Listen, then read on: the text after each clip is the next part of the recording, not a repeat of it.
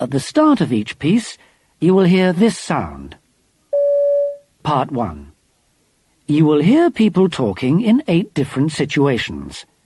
For questions 1 to 8, choose the best answer, A, B, or C. 1. You hear a critic describing a film. What's his opinion of it? A. It is dull. B. It will shock. C. It is peculiar. It seems to me extraordinary that such a film should ever have been made.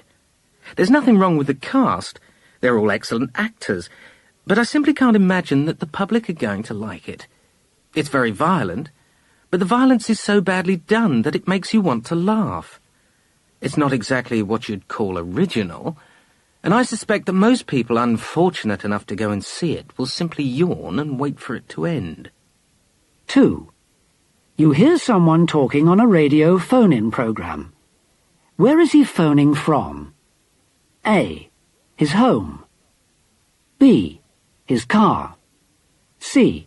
His place of work.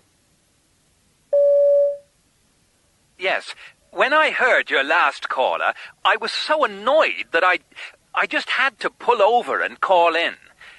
Look, it's all very well to sit back and criticize from the comfort of your own home, but if you had a job as hard as that, I mean, if you had to go in every day and deal with the sort of things they have to deal with, day in, day out, you'd realize just how hard it is. Anyway, that's all I wanted to say. I'll be on my way now. 3. You hear part of a radio play. What is the relationship between the speakers? A. They went to the same school. B. They have met once before. C. They are married to each other. I saw Jack the other day. You know, we haven't seen him since that wedding. Yeah. What a day that was. Yeah. You know, that was the last time our whole class was together. You're right. Hey, maybe we should try to have another get-together while you're over here. That'd be great. Do you think we've got time to organise it before I go back? I haven't seen anyone from the old days since I went away. I don't know. We could try. 4. You hear an advertisement on the radio. What is being advertised? A. A special offer. B. New products. C. A new shop. Hurry on down to Top Mart. As well as our usual sensational prices, we've got something completely new for you. Our brand new range of the very latest television and video equipment beats anything you'll find anywhere else in town. For visual and audio quality at affordable prices, there's never been anything like it. So come along to Top Mart, everyone's favourite store. 5. You are in an airport when somebody comes and speaks to you. What does he want you to do? A. Show him where gate 12 is. B. Get some information for him. C. Explain what he should do.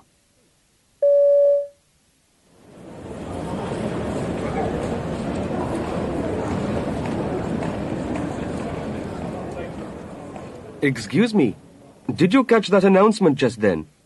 I heard something about a flight to Madrid, that's where I'm going, but I didn't get what was said exactly. There was something about boarding at gate 12, I think. Gate 12's over there, according to that sign, but I'm not sure whether we're supposed to go through now or wait here for another call. Did you catch it by any chance? 6. You hear someone being interviewed on the radio. Who is the speaker? A. A composer. B. An actor. C. A film director. Well, I've always found that it's the director's role that's the really crucial one. He's the one who decides what sort of atmosphere the music's supposed to create, and I just take it from there and try to match the sounds to that. Of course, it's the actors that get all the attention. That's only natural. But if I've done my job well, I think that what I do plays just as important a part in whether a film works or not. 7. You hear someone talking on the telephone. What is she doing? A. Expressing regret. B. Defending herself. C. Offering to do something. I don't know what came over me. It's most unlike me to talk like that, as you know. Look, I can perfectly well see your point of view, and I've got no excuse. I wish I'd never opened my big mouth. Yes, I appreciate how upsetting it was, but all I can say is it won't happen again, I promise you. I mean, if it's any comfort to you, I feel just as bad about it as you do. 8. You hear the presenters of a radio program talking. What are they going to do? A. Find out about a city. B. Compare different cities. C. Visit a market. Well, here we are, right in the heart of the city, and it's certainly full of noise and activity, isn't it, Harry? Yes. In fact, we're talking to you from one of the many colourful markets that you can find all over the city. And I don't think I've seen such a variety of food for sale anywhere else in the world. It really is something, isn't it? Well, for the next half hour, join us as we have a good look round various districts here and talk to the locals in our search for the real New York. Is there really nowhere else like it? That is the end of part 1. Now turn to part 2. You will hear part of a travel program in which a reporter talks about various ferries. For questions 9 to 18, fill in the missing information. OK, now we come to our regular review spot, and this week we look at ferries. Every year, hundreds of thousands of people take them across the sea from Britain to other parts of Europe, and we sent our reporter, Alice Little, to find out what they're really like. Alice, the first one you took was the Seamaster. What did you make of it? Yes, well, I was particularly impressed by how friendly and competent the staff were, and overall this boat gave me a good trip. It has 1 bar and 4 restaurants. There's nothing special about those, but they're adequate. And a children's area. The main problem for me was in the shops. They were much too crowded to make shopping easy, and I could have done without being packed in there like a sardine. Marks out of 10? I'd say about 7. Which boat was next? Well, then I went on the Maid of the Ocean. This one has a very large bar full of video machines, if you like that sort of thing, 1 main restaurant and a smaller self-service snack bar. I thought the children's area stood out here. There were lots of games laid on, and there was a kids' video room there, which is a really good idea. On the downside, I felt that there just weren't enough signs. I couldn't find my way around, and I kept getting lost when I went to get my car, so I'd give this one 6 out of 10. OK, next we sent you on the Europa. What did you make of that? On the whole, I enjoyed this trip, especially because of the comfortable seating. There was plenty of room in the seats, and there were train-style compartments for up to 6 passengers, which are ideal if you want to play games. There are 2 big bars and 1 cafeteria, they weren't bad, and a simple kids' area. Unfortunately, a minus on this boat was that it was rather dirty. It didn't look as if it had been cleaned up since the last trip. Ooh, marks out of 10? I think 7. Did any boat score more than 7? Yes, 1. I'd give 8 or 9 to the Sea Breeze. I thought it was the best of the lot.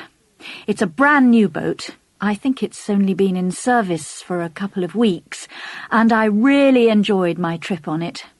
For me, the biggest plus point was the range of food. In the 4 restaurants, you could get everything from a quick snack and fast food to a superb 4-course meal that would not disgrace a very good city restaurant. If I have a criticism, it's that it's got this horrible design. There are too many patterns everywhere, and it looks more like a floating shopping centre than a boat. OK, so that was the best. Which one was the worst? Well, I couldn't give more than 5 out of 10 to the Western Pride, I'm afraid. It wasn't really to do with the boat itself. It had 1 or 2 things to recommend it, particularly the bargains in the shops. I picked up a few things there at low prices, so I certainly had no complaints on that subject. No, the big problem was the queues. Everywhere you went, everything you wanted to do, there were always endless queues. It drove me mad and really spoilt the trip. And finally? Yes, finally I went on the Blue Lagoon. And I suppose this was about average, say 6 out of 10. One really good thing this one has is the fun room, which has video games, fruit machines, and all manner of high-tech amusements. It was certainly very popular with families. In the brochure, they talk a lot about the restaurants and snack bars on this boat, but I have to report that the poor quality of the food in them really put me off. Everything I had was either overcooked or undercooked, and I had a burger that was so disgusting I couldn't finish it. Not exactly what you want on a sea crossing. Well, on that note, thanks for your views, Alice. Next week, Alice will be comparing flights on different airlines. That is the end of Part 2. Now turn to Part 3. You will hear 5 different people talking about a famous entertainer. For questions 19 to 23, choose which of the opinions A to F each speaker expresses. Use the letters only once. There is 1 extra letter which you do not need to use. I think that behind that image, everything isn't quite what it seems. You know, all that stuff in the papers about his private life. Well, he hasn't exactly been lucky there, has he? I mean, you can have all the talent in the world and all the fame, but what use is that if your life's a mess? He might look easygoing and all that, but I reckon he's actually suffering a lot of the time. It seems to me that you can't switch on the TV or open a magazine without seeing his face. It's typical, though, these days, isn't it? I mean, it's just ridiculous. People like him, they come out of nowhere, suddenly everyone's talking about them, and then it's here today, gone tomorrow. It's got nothing to do with whether you're any good or not, has it? It's the media. They focus all that attention on them, and then they just drop them. I know everyone says how fantastic he is and all that, but personally I just can't see it. I mean, there are plenty of people around who could do what he does. I don't think it takes anything special. I think all those things people say about how great he is, well, it's so stupid. He doesn't deserve it at all. Mind you, there are people like him who seem to manage to stay at the top for ages, even though in all honesty they haven't got much to offer. Well, he may or may not be any good at what he does. I'm not really in a position to know about that. But frankly, you can't expect to carry on like that in public and be taken seriously. I mean, I'd be far too embarrassed. But he obviously doesn't care. He wouldn't act like that, would he? Really, though, it's not exactly amusing what he does, is it? I don't think he ought to be allowed to get away with it. Someone ought to tell him to be quiet very soon. I wouldn't let that smile fool you. I mean, he's no idiot. He knows exactly what he's doing. He's got his image all worked out. It's obvious he wants to stay at the top for as long as he can. He's got it all planned. That everybody's friend act he puts on, he's obviously just pretending. He must hope nobody notices, and I suppose most people don't. Underneath it, though, he's incredibly ambitious, I reckon. That is the end of Part 3. Now turn to Part 4. You will hear part of an interview with a man who has spent some time living on a desert island. For questions 24 to 30, choose the best answer A, B, or C. Tony Williams' book, Island of Dreams, is less like a travel book than most I've read. It's the true story of one man's, one family's search for paradise. It's an amazing book, but it's a book full of disappointment for a man in search of a bit of perfection. You're a dreamer, aren't you, Tony? At the beginning of the book, you're fairly innocent and fairly naive. Yes, I've always had dreams since my younger days, when I was absorbed in so many books. My dreams have always come from books. And when I first went to the island, it was my first voyage out of Britain, and I was shocked by the beauty, by the colour. It was a strange and wonderful experience. So you went there. What were you looking for? I was looking for total escape, release from stress. While I was in Britain, I'd been working so many years and getting into increasing debt with electricity, gas, and there were so many bills, and I had a young family, and I thought I needed... I'd been reading about a man called Tom Neely in the 1950s. He lived on a desert island for several years, and I was just looking to get away from society. So I decided to do that. It didn't work, though. You had to go back to Britain. Yes, I got to this uninhabited island with my wife Kathy. I had no sort of financial backing, and I could only afford a cheap tent, and it was very small, and I had this knife and this fishing net. I was unprepared, and it was very difficult on our island. We couldn't climb the coconut trees to get coconuts to eat, and I'm unable to swim, so we found some difficulty in fishing. If we'd had anybody to collect us, we would have left the island after a few days. Because we were left there without any of the local divers coming to collect us, we adjusted, and we managed after the first few months. But you left. We left the island first of all because we'd left the children with Kathy's parents, so that we could see whether we could survive on the island. We went back to Britain. I only had 6 months' leave of absence without pay from my employers. Then, when we went back to Britain, I had this accident, and I lost my job, and I wanted to go back to the island with my children, with the family as a whole. So you went back to the island, and at this stage, you give details in the book about the sunburn, the fishing, and all the rest of it that you had to do, and there's a wonderful description of a storm. Yes, after the first week or so on the island for the second time, we had a hurricane. The calm lagoon turned into huge waves. Our tent nearly blew away, and there was fear, but we didn't want to show it to our children, because they looked up to us. I thought I needed to tie my 4-year-old daughter to a palm tree for safety, but it didn't happen because she was a bit scared. There was a lot of noise on the island. There were a lot of frigate birds and minor birds, and a few hours prior to the storm, everything went quiet, as if the animals sensed what was coming. But we didn't realize that at the time. The storm lasted 1 night and half a day, and the island was in a bit of a mess after that.